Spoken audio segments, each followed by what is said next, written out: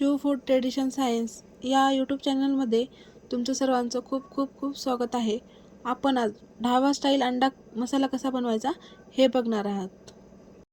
त्यासाठी इथे मी 6 अंडी उकडून सालं काढून घेतली. तर त्यामध्ये मी 1 चमचा लाल तिखट, अर्धा चमचा गरम मसाला हे व्यवस्थित मिसळून घ्यायचे. अंड्याचे काप करून घ्यायचे. पॅन गरम झालेला आहे, त्यात 3 चमचे तेल टाकून घेऊयात. आपण हे अंडे यात फ्राय करून घेणार आहोत. तर दोन्ही बाजूने व्यवस्थित फ्राय करून घ्यायचे. दोन्ही बाजूने व्यवस्थित फ्राय झालेले आहेत. आता आपण याला बाजूला काढून घेऊ. याच तेलामध्ये भाजी करणार आहोत. तेल बदलायची गरज नाही. 1 चमचा जिरे घालायचे. जिरे छान फुलले की 1 वाटी कांदा घालायचा. कारण मसाला बनवायचा आहे, आपल्याला मस्त असा सोनेरी रंग येईपर्यंत कांदा परतवून घ्यायचा. कांदा छान परतवून झालेला आहे.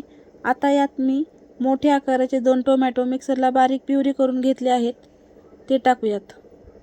ते परतवून त्यात आलं लसूण पेस्ट टाकून घेऊ.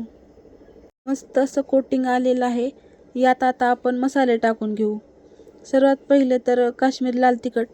तुमच्याकडे काश्मीरी लाल तिखट नसेल तर तुमच्या साठवणीचा कोणताही मसाला तुम्ही टाकू शकता. अर्धा चमचा गरम मसाला, धने पावडर, हे सर्व मसाले मिक्स करून घेऊ.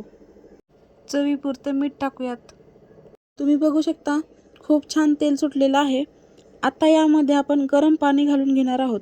गरम ग्रेव्हीमध्ये कायम गरम पाणी टाकायचं. त्यामुळे काय होतं, एकतर तरी खूप छान बनते आणि रंगही खूप खुलून येतो. आता यात आपण अंडे घालून घेऊयात. 4 ते 5 मिनिट मंद आचेवर शिजवून घेऊयात.